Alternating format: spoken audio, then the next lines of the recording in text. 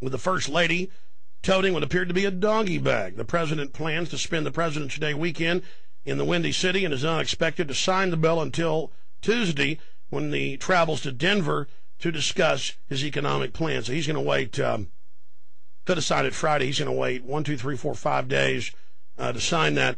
Both the House and the Senate passed the bill Friday.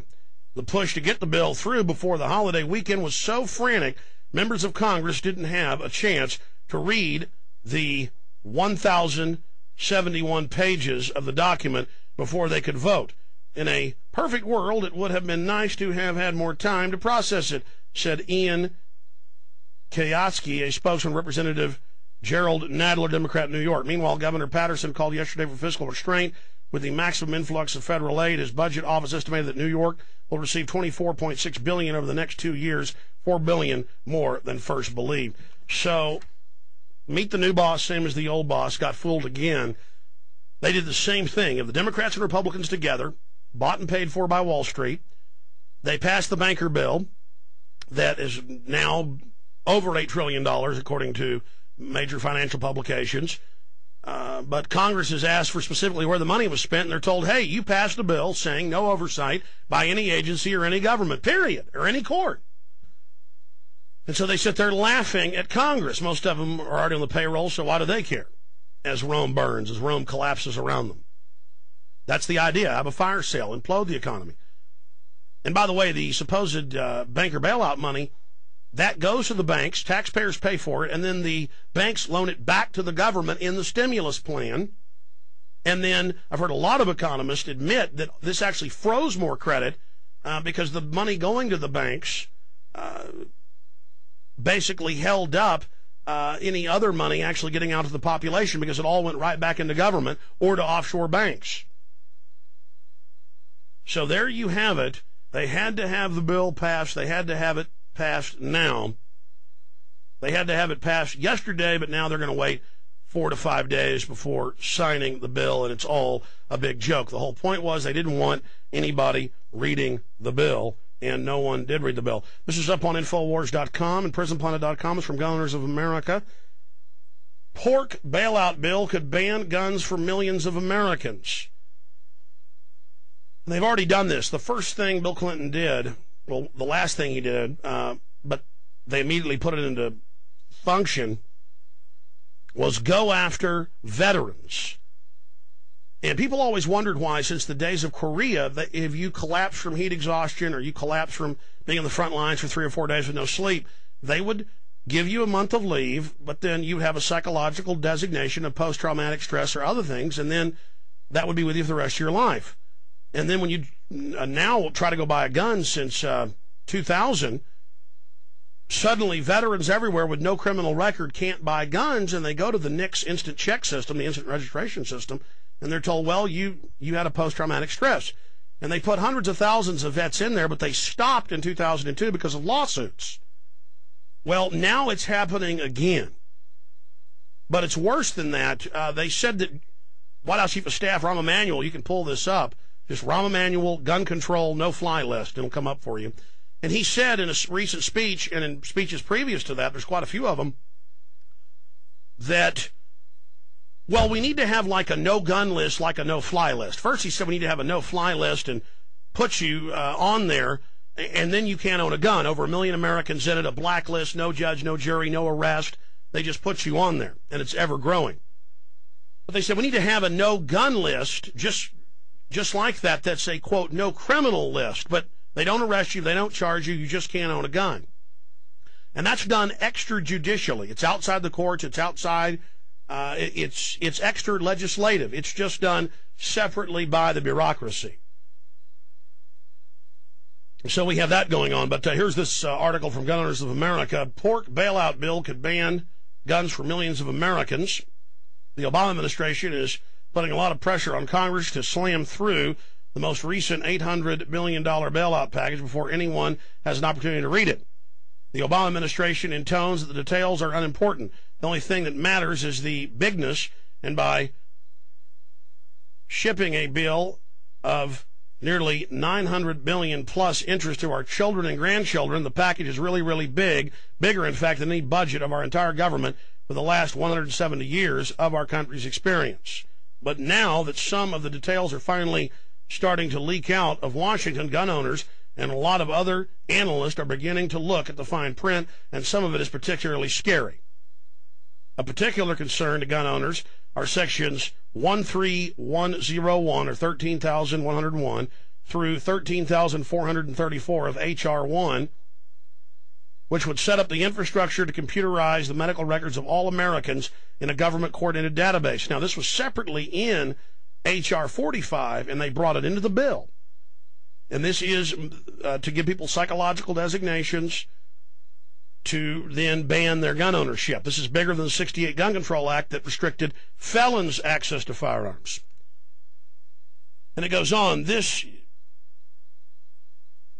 would do by establishing a national coordinator for health information technology tasked with, among other things, providing information to help guide medical decisions at a time and place of care. And they state in H.R. 45 that they're going to use this to restrict people who ever had a mental designation from owning a firearm.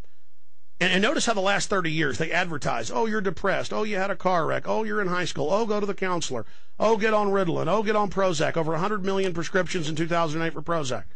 And to get that paid for by insurance, they have hundreds and hundreds of mental designations, and they say, oh, you got ADHD, or oh, you got post-traumatic stress, or oh, you're bipolar, or oh, you've got chronic depression. We're going to put you on this drug, and it's all paid for. And they state, understand, the new Attorney General Holder stated in lawsuits in court and before the Supreme Court. Rahm Emanuel introduced bills previously, the new Chief of Staff. This whole crew says they're going to ban you from owning guns. And they're going to do it outside of law through this new database, just do it executively themselves. Coming up, your phone calls, and then, is FEMA and DHS preparing for mass graves and martial law near Chicago? We've got the reporter on that broke the story and talked to one of the emergency planners. Stay with us.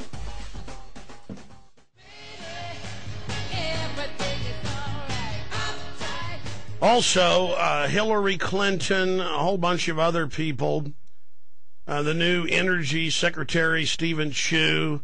I've seen 5-6 articles the last day where they're all announcing, U.S. senators are announcing, we need a carbon tax on all human activity that will fund the government and its shortfall.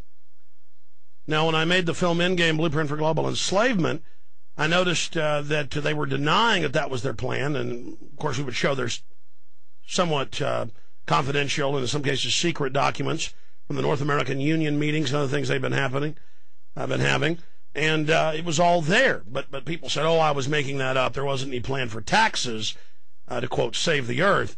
But now they are admitting that. Buried in a New York Times article replete with pontification of Obama's energy secretary, Stephen Chu, we find what the globalists have in mind for us. Carbon taxes so crippling they will drive more jobs out of the economy and send energy costs through the stratosphere. Kurt Nemo writes for Infowars.com. Quoting the New York Times, Dr. Chu said reaching agreement on legislation to combat climate change would be difficult in the current recession because any scheme to regulate greenhouse gas emissions would probably cause energy prices to rise and drive manufacturing jobs out of the country to other countries where energy is cheaper. Well, or where they won't have the carbon tax rules like China, India, Mexico, and 160 others. In fact, they have no carbon restrictions, and so it will actually increase the carbon footprint. But the globalists aren't worried. They know carbon dioxide is what plants breathe and is actually good.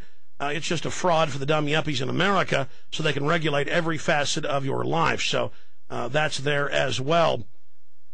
All those denials, yet we are right again. Not because we're smart. We know how to read the globalist documents, and they rule the planet, so we're accurate. They just don't want you to know about it until it's too late.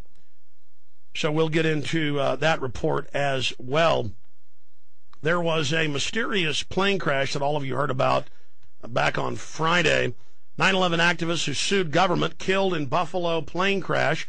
One of the passengers aboard the plane that crashed into a house 10 miles from Buffalo, New York airport, it was actually late on Thursday, was a 9/11 widow who had questioned the official account of the attack, sued the government, and consistently lobbied for an investigative commission to investigate 9/11. And she, of course, I'd interviewed her years ago. Many others had interviewed her. She believed that 9/11 clearly was an inside job. She got a meeting with Obama privately, and she's dead now.